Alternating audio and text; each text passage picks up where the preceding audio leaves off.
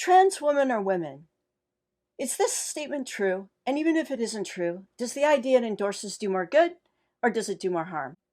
Justine here from the Homearchy, and I'm back to do some videos on a more regular basis after some downtime and getting COVID. Doing well, a little hoarser than I was due to a month-long coughing fit from getting sick and allergies, but hey, I'm here and healthy and good. I want to do some videos addressing the many people who call themselves atheists, rationalists, humanists, philosophers, critical thinkers, and skeptics, who support contemporary trans activism and most or all of its demands to eradicate the concept of biological sex and replace it with subjective gender identity. Many of them staunchly endorse every aspect of the ideology around sex and gender behind it with such a fervor that some are unwilling to debate the issue because their positions feel obviously true and just to them. I wonder if Socrates or Thomas Paine would block people on Twitter who did not believe that trans women were women, or if Descartes would villainize women who disagree with "I think I am woman, therefore hear me roar" being codified into law. Would they attempt to get dissenters deplatformed from public talks, as this behavior is popular with some contemporary philosophers and self-labeled critical thinkers and rationalists, if one commits the quote-unquote hate crime of disagreeing with the linguistic and legal change of the meaning of woman? This intolerance for debate happens despite the impacts trans activism has on other groups like women and homosexuals, and the medical side effects regarding children and teens who are now undergoing hormone treatments and surgeries underage.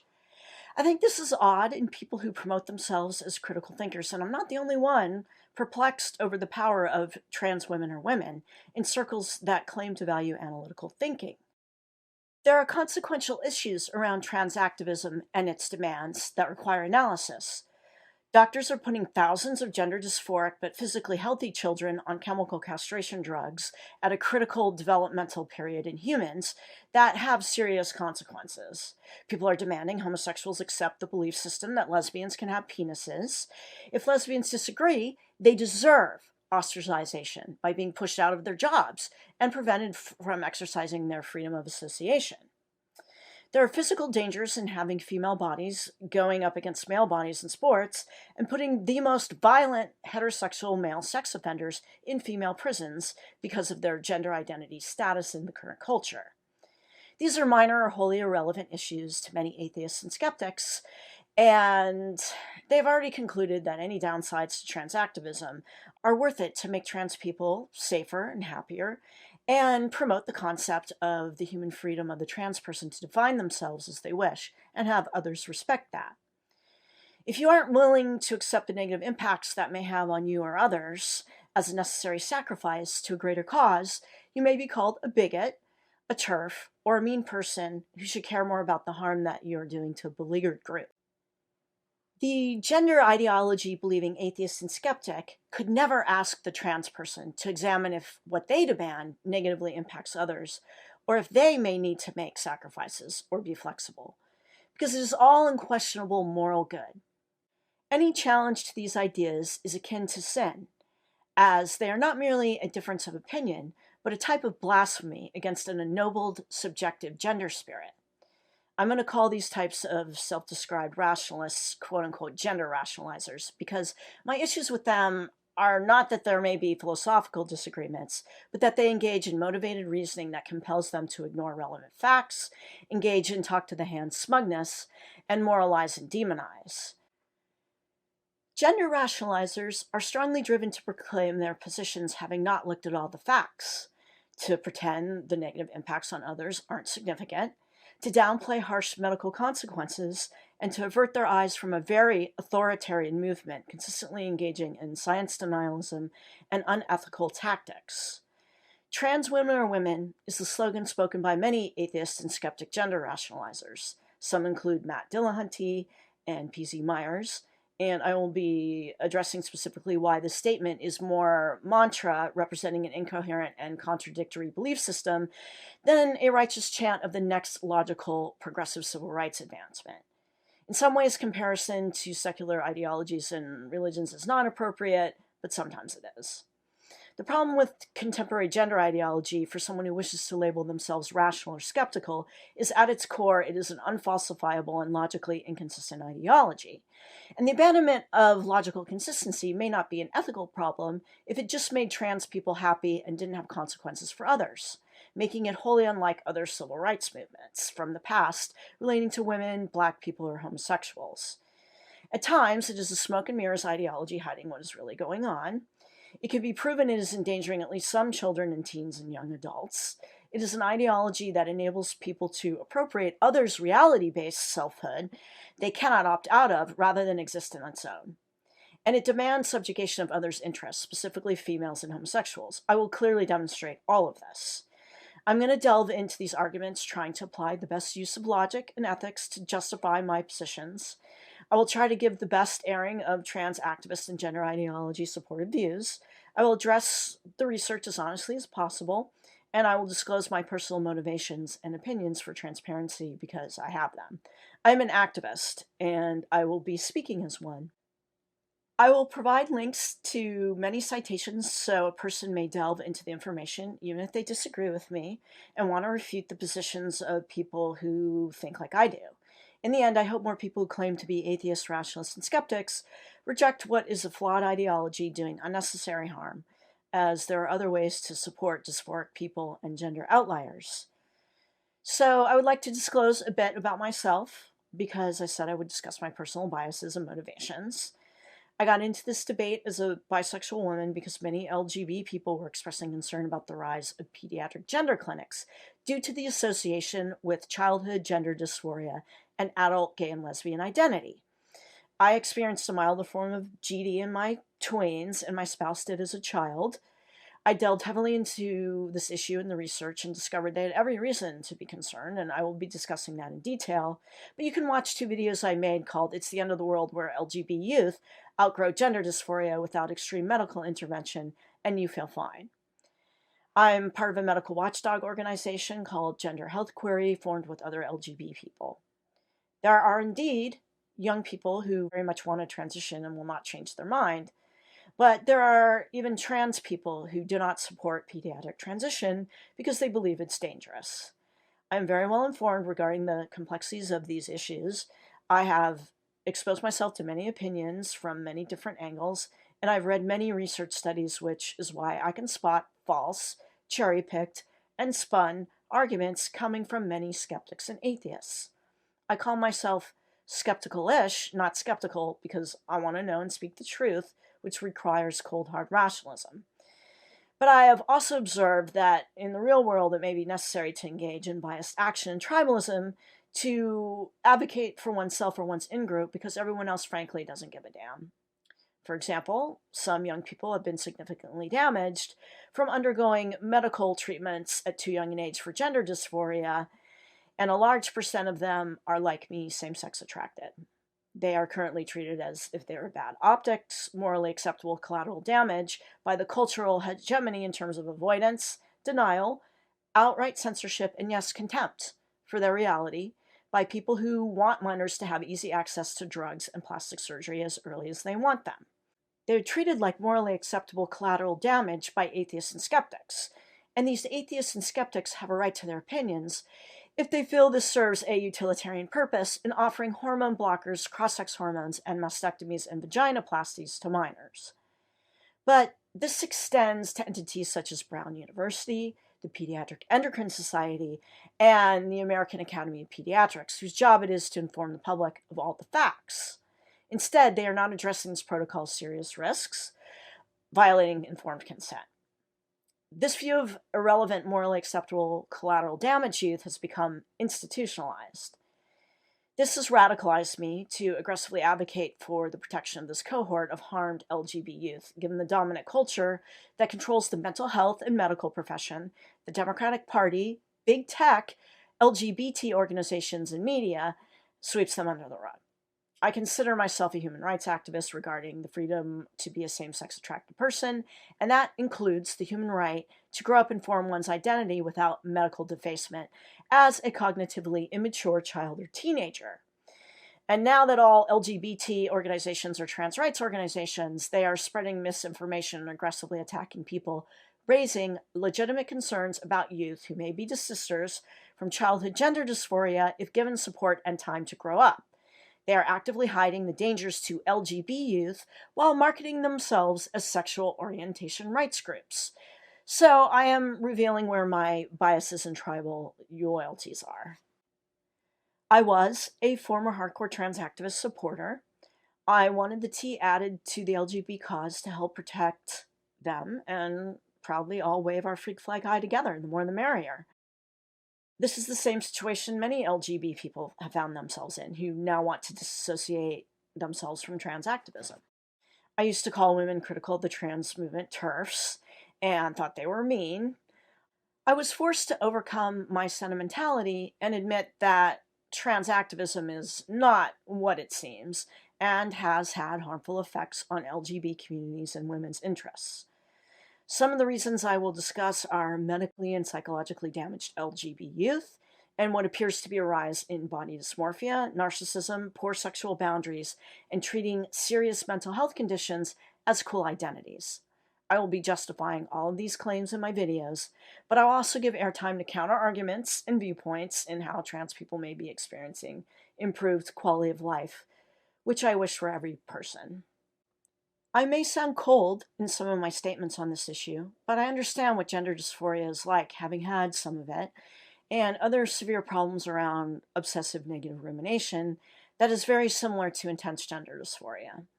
I will be delving into all the bioessentialist arguments that gender identity is innate, because I am more sympathetic to this view than many people critical of gender ideology, whether they're leftist radical feminists or right-wing Christians.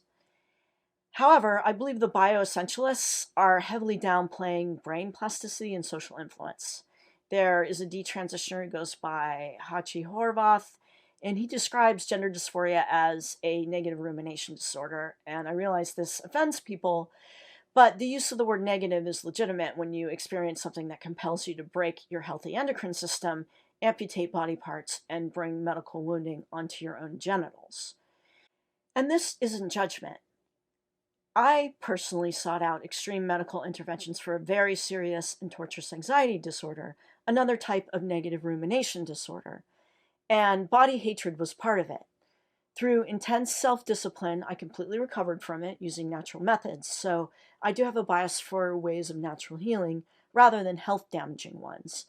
And the gender rationalizers are making bioessentialist arguments without considering brain elasticity and evidence for social influence and ways we can change society to support gender outliers who experience discomfort.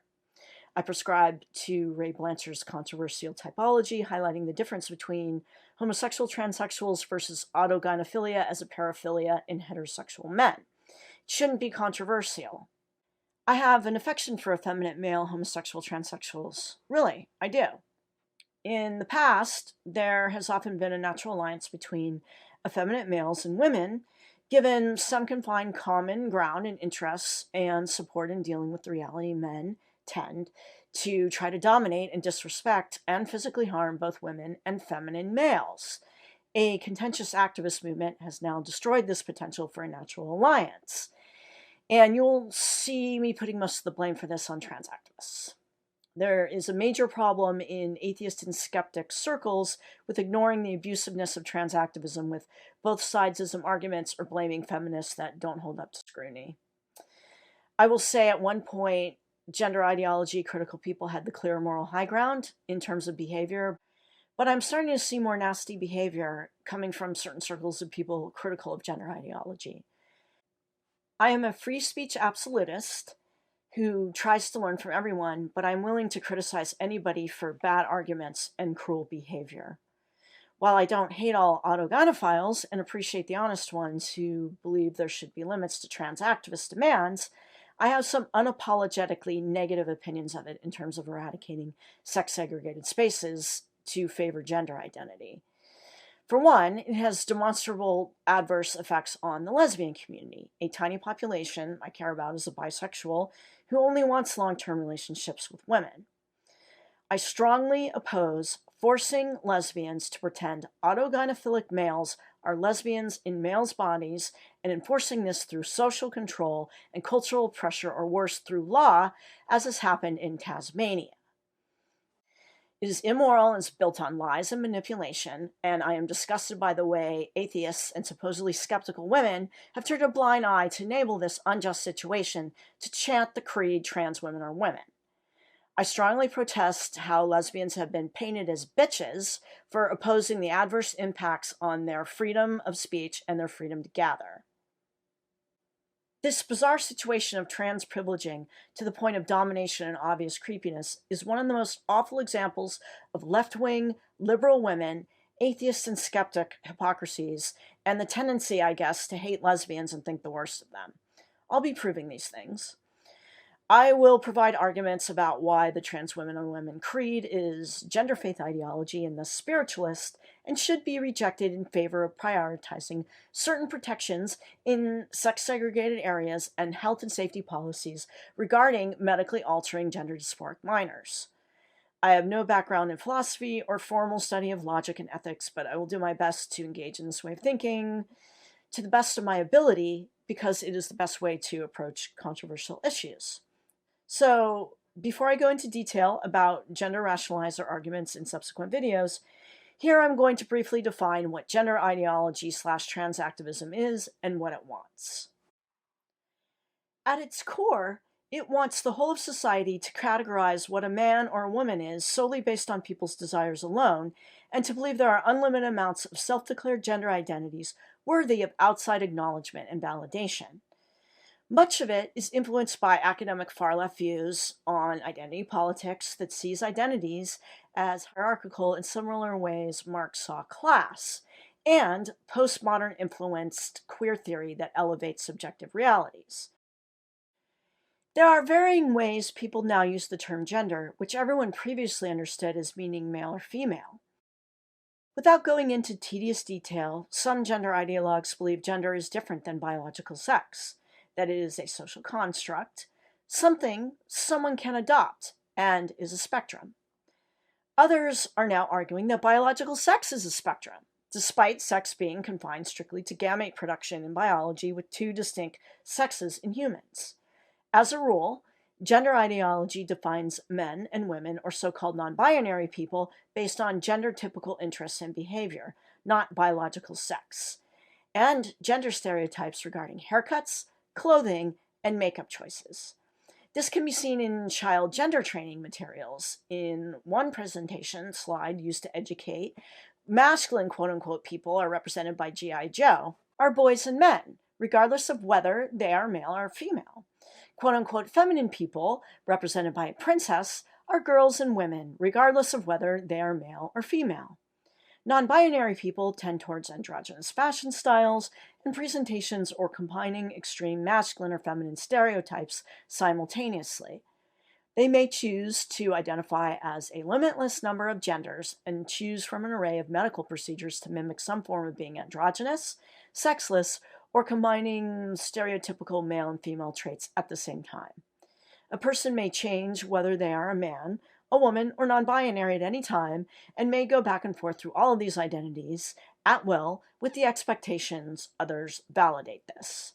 You can validate these views on any LGBT organization's website, and links are provided below. While many gender ideology training materials declare someone can be a gender nonconforming woman and still be a woman, large numbers of young people and adults are choosing to reject this idea, with soaring numbers of people seeking plastic surgery and cross-sex hormones, or demanding to be called opposite-sex pronouns or non-binary pronouns. There is now an expectation of official acknowledgement through pronoun rituals at school and corporate meetings, and non-binary options on driver's licenses. So this current belief system has a major impact on the culture. The proof of this is that medical transition has been around for decades, but has only recently enjoyed exploding popularity. Trans activism is very different than civil rights movements of the past. It bears little resemblance to women's rights, black rights, and rights to be same-sex attracted. It seeks to eradicate other categories of people in law to inhabit those identities. drawing similarities to claim rights versus liberty rights, as others have pointed out. In other words, they aren't just seeking to mind their own business and live free from employment discrimination or violence.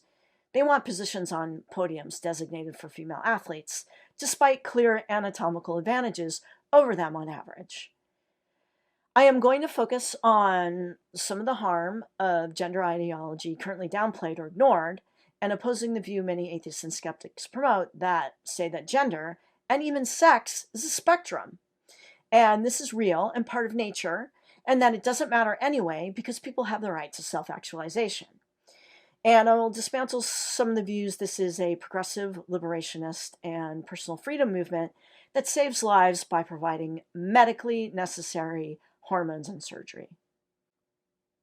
The topics I will extensively cover will be the logic of gender ideology and the consequences of co-opting others' identities, the side effects of pediatric medical transition, how the ways suicide and trans murder are reported are mischaracterizations, hyperbole, and lies, how eradicating sex-segregated spaces will destroy the fairest options for success for female people in sports, and increase voyeurism, sexual assault, and boundary transgressions by males.